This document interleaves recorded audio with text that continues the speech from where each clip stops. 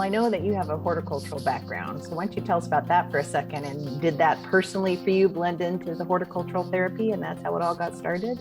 It really did. And I think we hear a lot about, I've heard a lot about art therapy and music therapy and equine therapy. And it always baffles me that when you talk about plant therapy, people are like, duh. What? Plants, they're older than us. How about that?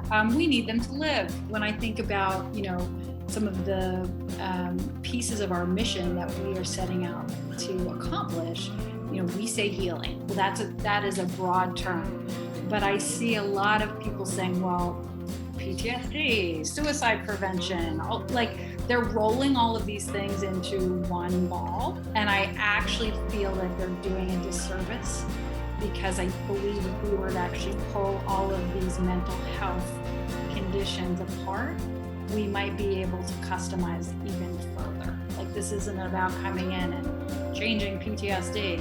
This is what are you feeling up here in here, and what is it you need? We've been working with the VA now for a couple of years, and it has just been to be able to see specific veterans come into the program, actually pull through into volunteering with us and or raising their own hands. That's magical.